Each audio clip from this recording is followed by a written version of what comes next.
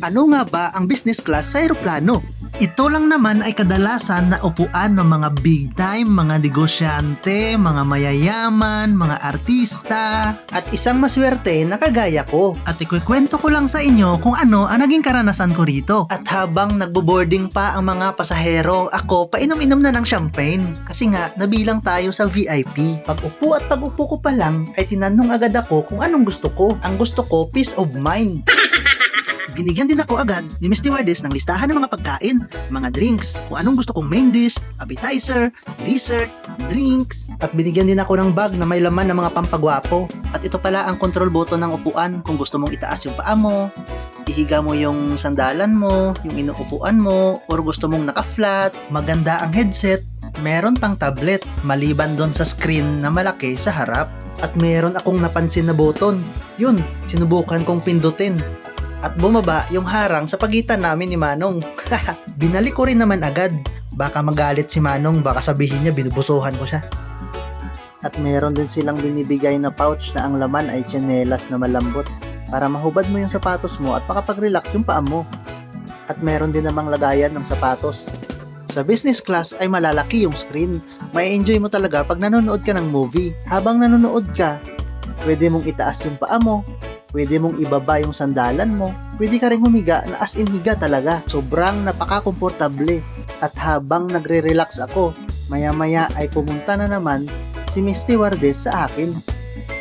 At tinanong ako kung anong mga gusto ko, anong gusto kong inumin, anong gusto kong kainin, anong main dish, anong drinks. Yung sa kabilang upuan, tingin ng tingin, parang naiinggit sila sa akin. Like that. It was also a particular expression in the face. Siyempre, habang naghihintay ng pagkain, nag-order muna ako ng cocktail. Wala akong ibang ininom kundi champagne at cocktail. Pinapili niya pa ako kung anong gusto kong pulutan.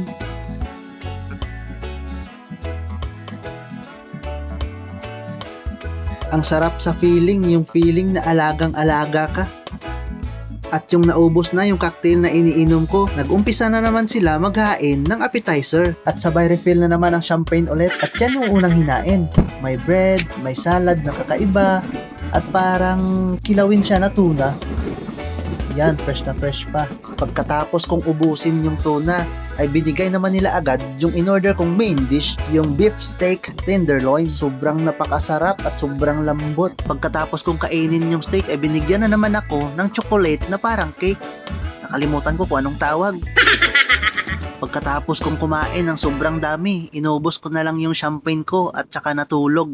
At yun, hindi ako makatulog ng maayos. At nakita ako ni Miss Stewardess na nagising. Nilapitan niya na naman ako at tinanong, "Can I offer you something, sir, at the moment?" Sabi ko, bigyan niya na lang ako ng kape. Binigyan niya rin ako ng pure butter biscuit at iba't ibang klaseng chocolate.